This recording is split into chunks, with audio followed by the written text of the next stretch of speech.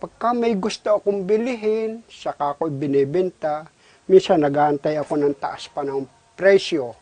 Ganon. Kaya kung minsan, kagaya ko ng anak ko, parehong may trabaho, kami lang mag-asawa rito. Pagka may gusto kami bilhing mag-asawa, parang ito ng aming yamang mag-asawa.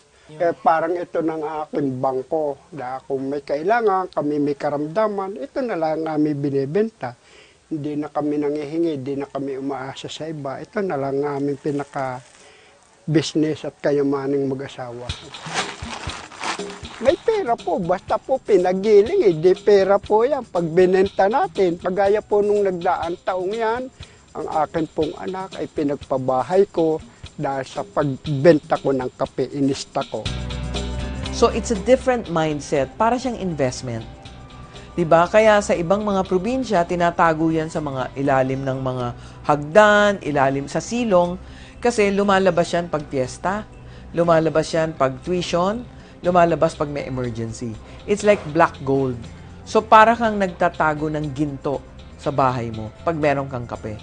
Because unlike, bawa magtanim ka ng gulay, prutas, pag hindi mo yan prinoseso, pag hindi mo prinoses, bulok na yan in a week's time. Ang kape hindi. We are very blessed because we have the 4 varieties here in our country. We have the Robusta, we have the Excelsa, we have the Liberica or Kapeng Barako, and we have Arabica. So, all of those coffee tumutubo dito sa bansa natin. Pero hindi lang natin binibigyan ng pansin.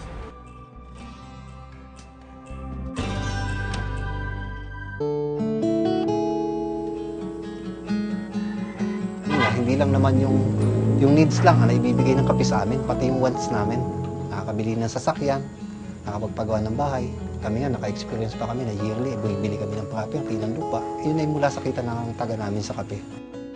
Walang kabataan na tubo dito na magsasabing wala silang utang na loob sa kape. Kung sila man ay naging doktor, kung sila man ay naging arkitekto o naging inhinyero, ang pinagpaaral sa kanila talagang mula sa kape. 150 meters mula dun sa Ilaya, sa south, papunta dito sa north ay plantasyon ng kape. Ganun kalawak. Nasaan na po ang kapeng ngayon? Siguro mga 8 years na simula nung tinanggal ko yung kape, nung medyo hindi na kami kumikita sa kape. Lumipat ako sa cash crop, sa vegetable farming kasi mas higit na mas magandang kita sa gulay kaysa sa kape. Kumbaga, naging practical lang ako na nag-desisyon kami na sakripisyo ang kape para lang buhayin ng pamilya. Kasi kung mananatili kami sa kape, lalong mahihirapan kami makapagpaaral. Kasi ngayon, kung ang may-maintain mo lang ay kape, kung noon ay naibibigay ang wants, ngayon yung needs lang, hindi mo pa kayang ibigay. Kasi sa kalahating hektarya na magkano lang kikitain mo doon, swerte ka ng maka 50,000. Saan makakarating ng 50,000 sa isang taon? Gano'n sir kalaking epekto sa inyo ng importer? Grabe, parang pinatay talaga ang industriya ng kape. Inallowed ang international na products na pumasok sa atin ng walang tax. Naging free trade, hindi naman competitive ang kape, bumagsak tayo ng bumagsak. Ngayon, bihira na ang puno ng kape. Ang imports natin, largely, is because ang lakas natin uminom ng instant coffee. And since other countries can produce it cheaper, nilalagyan nila ng asukal, nilalagyan nila ng gatas, binibili natin.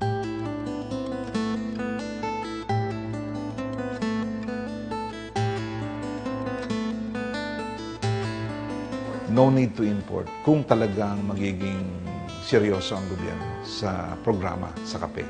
Malaking bagay yun eh. At yung kita, instead ng mga Vietnamese or Indonesian farmers ang kikita, sa mga coffee farmers na yung pupunta.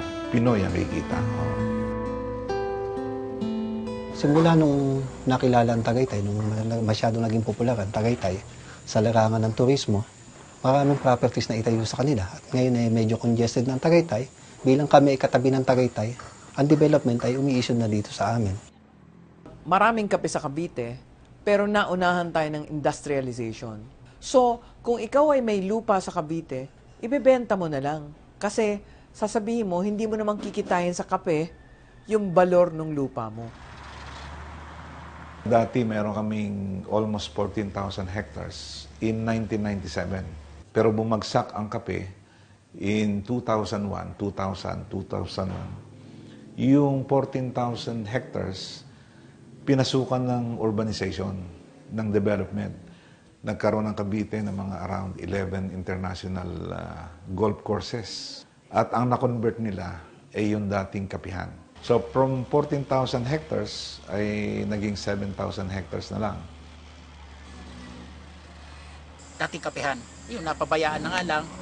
Ang ginawa nung taga rito sa amin, pinuntahan yung may-ari ng lupa at sinabi na parang re-rentahan yata. Tapos yan, inalis lahat, inalis na yung mga kape, inalis na yung mga puno. Ayan, tinataniman na nila ng pinya.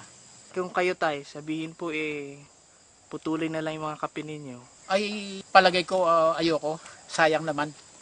Maaring ang aalisin lang yung mga matatandang puno, papalitan ng bago, pero yung sabihin na totally na gaganituhin ko, hindi naman siguro.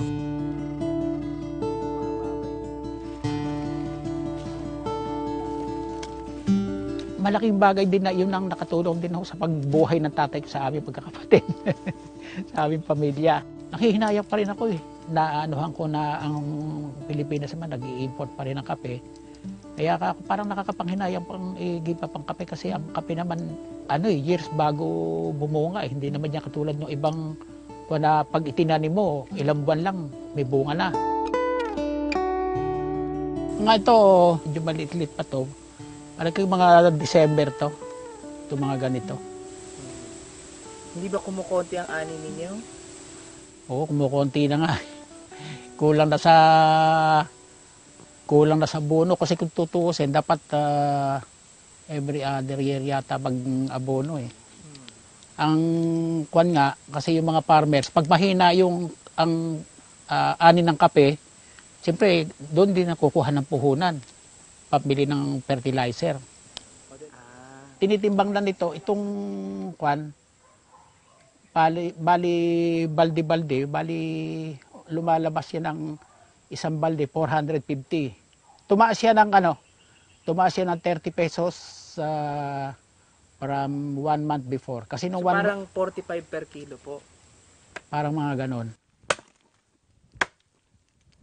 Minsan pagka yun talagang kailangan mo na yung pera, kahit mura yung kape, napipilitan ka na ibenta.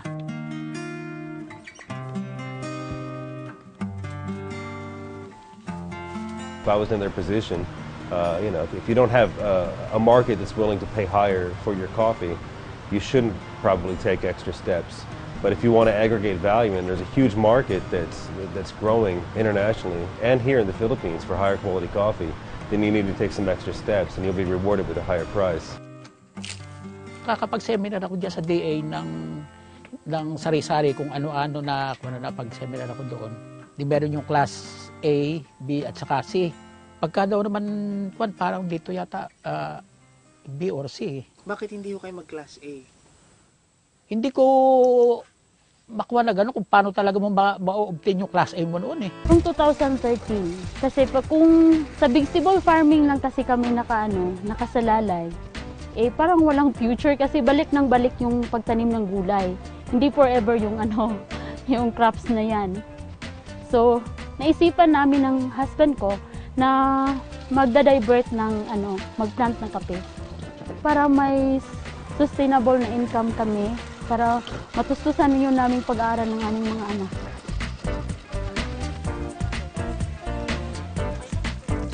Mahal siya pag pinoprocess mo ng maganda yung kape.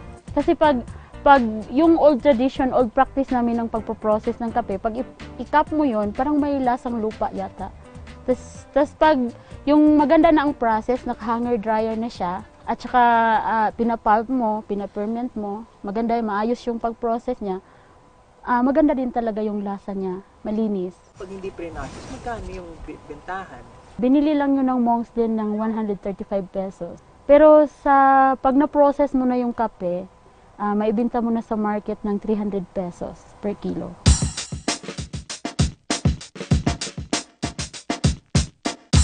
Itong lahat ng mga machine dito, nakakatulong talaga ito siya kasi hindi na namin kailangang ibababa doon sa baba. Hindi na kami nagko-cost ng pamasahe. Dito na lang siya ipoprocess. Noon hindi siya naging specialty. Kasi dahil yun sa old practice namin ng pagproseso. First cupping namin is 81 lang yung grades niya. Kasi ginigrade yung kape. Ngayon, umabot na siya sa 84 kasi pinaganda yun namin yung processing namin. Takang-taka yung Canadian client namin na yung customer namin sa Canada na nag-cup niyan, and they gave it a score of 84%. Even Korea gave it score of 84%. So, very consistent na yun ang score ng Mount Apo coffee from Maribix. Mataas yun because when you score 80, that's considered premium and specialty. So, nandun ka sa level na yun. Pagka 70s, so-so coffee ka lang.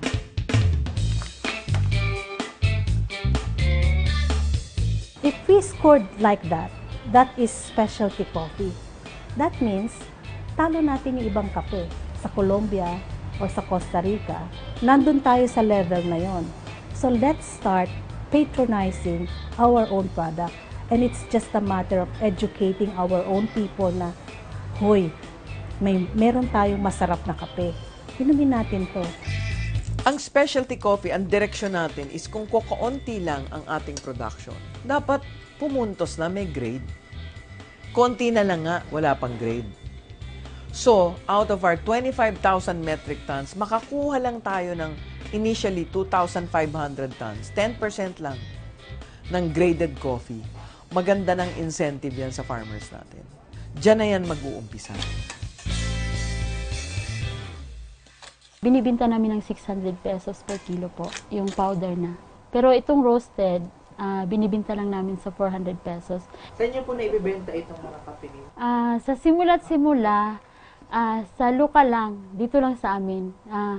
Sabi ko, try mo naman yung kape namin, ganito, ganyan. Try mo na lang. Tapos nasarapan sila, kaya bili sila ulit. Kaya nagsta-stock na kami dito ng ganito na product. Simula noon, nakilala kami sa sa Facebook. Pinopost ko lang. Pag pinoprocess ko yung kape, tapos nirurus ko pa, double yung price eh. Mahal yung pagbinta ko sa roasted beans na, yung finished product na. So, malaki yung income ko. Kumikita ako ng 3,000 per month. Malaking tulong mo sa inyo? Oo. Kasi mabigyan ko na ng masarap na pagkain yung pamilya ko. Mabilihan ko na sila ng damit. Hindi kagaya noon. Na hindi kami makakain ng masasarap na pagkain.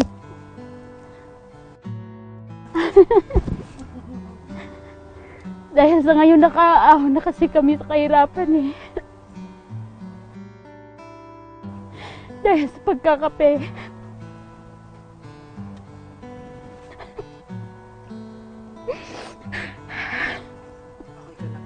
Opo. Kasi hindi ko kasi alam na ganito pala yung mangyari sa ginagawa ko.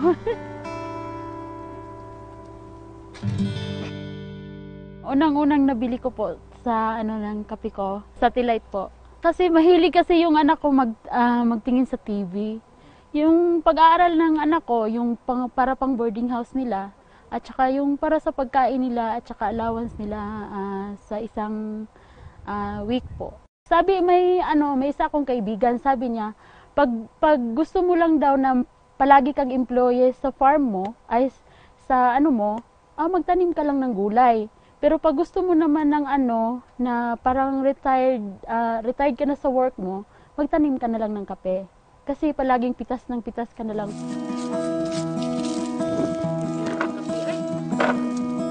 Walking side by side with a farmer, parang show and tell, mentoring them on how to do it. Kasi wala tayong concept, ano ba talaga yung quality coffee? Ano ba yung itsura niya? Ano ba yung lasa niya? Lalong gumaganda pa pag makaabot kami ng 90. Kaya po ba? Kaya. Pag mayroong mga ibigay sa amin na magagandang mga processing. Pag magbigay yung government sa amin ng magaganda pang processing, siguro maipaganda namin yung lasa ng aming kape. Maiangat. Makakumpit na kami ng world market. Noong una, po ba nakala ninyo na makakarating sa iba't ibang lugar yung kape niyo? Hindi. Kaya nga napahiyak ako kanina. Dahil may pira talaga sa kape. So, yung amin dito, halos kulang pa kami. Gawa yung isang kliyente namin, ang kailangan nila per annum is 6 tons. So, kami nasa 1.5, ganun pa lang yung amin nakukuha. Kung tutuusin, marami talagang pera sa kape. Kaya lang, kailangan mo ng tiyaga para ikaw magkapera sa kape. Hindi yan parang itinanim mo lang, pababayaan mo, wala rin mangyayari.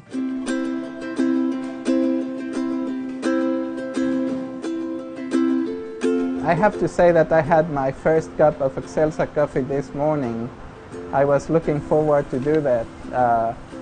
And being in the Philippines is a great opportunity to experience those exotic species. And I really loved it. I think it was a very interesting coffee that deserves much more attention from the world's industry. That's an interesting strength of the Philippines coffee industry.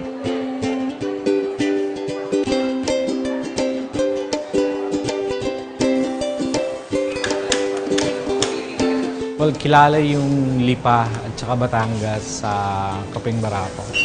So, ang Kape de Lipa, ino-promote namin yung mga Barako beans na meron dito sa Batangas. Pero gusto rin namin na marami pa yung magtanim ng kape. I-reinvestigate yung pagtatanim muli ng kape para madagdagan pa yung mga Barako beans na nawala dati. Intention namin, ang gusto namin mangyari is karamihan ng tao talaga mag-focus doon sa paggamit ng local coffee. Huwag gusto namin ma-highlight yung coffee farmers ng Pilipinas kasi merong pag-iisip na palaging mas masarap yung foreign. Pero ang hindi natin naiintindihan, yung pinanggalingan rin naman ng mga coffee beans sa iba't ibang lugar, katulad din natin sa Pilipinas ang Pina. So, isang magandang advantage na nandito na sa atin. So, i-maximize natin. May pera sa kape kung ang tao ay magpupursige and it's something for the long haul. Hindi ito para sa fly-by-night, hindi ito sa instant profits. Ito ay pangmatagalan. You can say that you are planting it for your grandchildren.